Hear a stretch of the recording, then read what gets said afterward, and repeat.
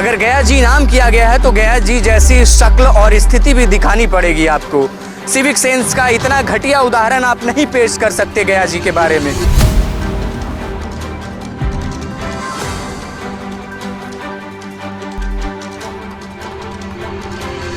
Rubber dam क्या है, ये इन्होंने कहा कि सीता जी का दिया है श्रापित से मुक्त कर दूंगा, तो ये मुक्त तो हुआ नहीं है और गंदगी फैल गई। जैसी स्थिति है, साफ सफाई क्या है, तो नाला बना हुआ है। वही तो हम लोग देख रहे हैं, बैठ रहे हैं तो बदबू मार रहा है। यहाँ पर लोग आना धीरे धीरे कम ही कर देंगे, क्योंकि कोई भी अपने पितरों का मोक्ष नाले में तो दान नहीं करना चाहेगा।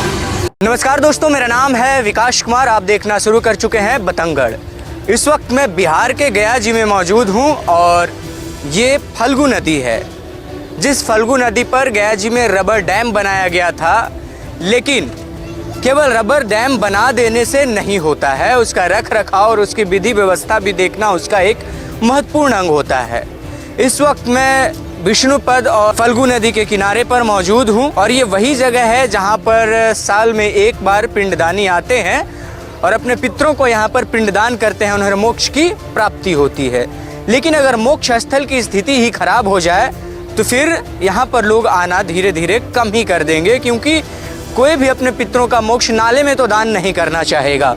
आइए सबसे पहले मैं नाला क्यों कह रहा हूँ, जिस देश में नदी को नदी की तरह ट्रीट किया जाता है उस देश की नदी को देखिए, और जिस देश में नदी को मान्यता दी गई है, नदी की पूजा की जाती है और नदी को लोग माँ समान दर्जा देते हैं, उसकी स्थिति आप और हालात आप जरा देखिएगा। जो बोतल में पानी देख रहे हैं ये है रबर डैम और फल्गु नदी में जो अभी पानी मौजूद है उस पानी की स्थिति और इसकी गुणवत्ता क्या होगी, इसका कलर देखकर आप अंदाज़ा लगा सकते हैं।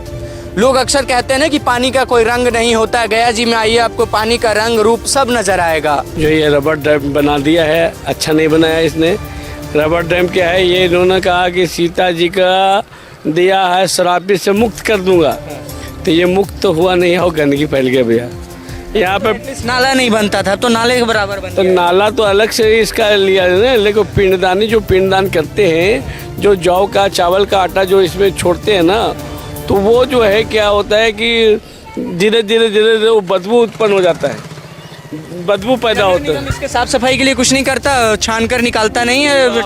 अपने आंखों से देख सकते हैं, क्या नहीं हो तो अपने आप को देखने में पता चलता है कि नगर निगम क्या कर रहा है। नगर निगम तो करता है समय पर। श्राद्ध पक्षी जब मेला आता है तो उस समय मेले के दौरान पूरा अच्छी व्यवस्था, फिर मेला समाप्त हुआ, नगर निगम समाप्त हुआ, फिर उसके बाद तो कोई झांकने तक नहीं आता है यहाँ पे देखने के लिए। उसके बाद कोई झांकने नहीं आया। देखिए, और सबसे पहले एक चीज़ को मैं कोट करना चाहूँगा कि व्यवस्थाएं बढ़ाने से कुछ नहीं होती है। जो पहले आपके पास व्यवस्थाएं हैं उस व्यवस्था को सुदृढ़ बनाना होता है। फिर से मैं कोट करूँगा इस चीज़ को कि केवल व्यवस्थाओं को बढ़ाने से कोई भी चीज़ की सौंदर्यता नहीं बढ़ जाती है। जो व्यवस्थाएं पहले आपके पास थी उस व्यवस्थाओं को संभाल कर और सुदृढ़ रूप से रखना ही व्यवस्थाओं को सफल बनाना हो सकता है। कहाँ से आए हैं? हम गोरखपुर से हैं। गोरखपुर से आए हैं। गोरखपुर से ये देखने तो नहीं आए होंगे।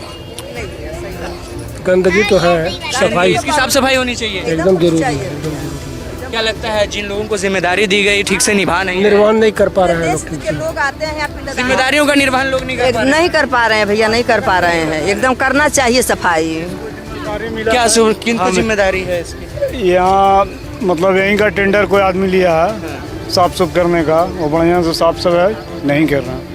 ये तो नाले जैसी स्थिति है, साफ सफाई क्या है, तो नाला बना हुआ है। वही तो हम लोग देख रहे हैं, बैठ रहे हैं तो बदबू मार रहा है। बदबू मार रहा है। देखिए, बगल में यहीं पर जो पिंडदान का कार्य होता है यहीं पर चल रहा है, यहाँ से नाले जैसी बदबू आ रही है और इसी में उसका प्रवाह किया जाएगा। लेकिन उसको प्रवाहित चीज़ों को, प्रवाहित पूजा सामग्री को निकाल कर साइड में ले जाकर कहीं सुरक्षित स्थान पर, जहाँ से बदबू उत्पन्न ना हो, जहाँ पर कचरे का निर्वहन होता है, वहाँ पर ले जाकर इसको डाला जाए। वैसी कोई व्यवस्था यहाँ पर नज़र नहीं आ रही है।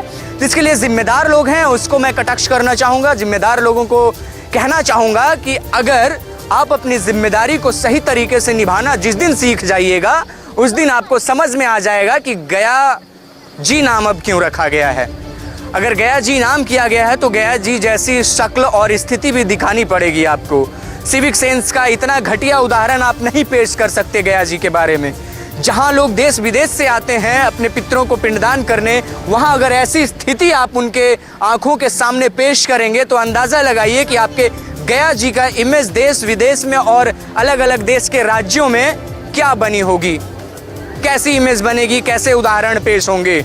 आप नाव चला दिए हैं लोगों को एंजॉयमेंट के लिए, लेकिन इसकी साफ सफाई के लिए कोई व्यवस्था आपसे नहीं हो रही है।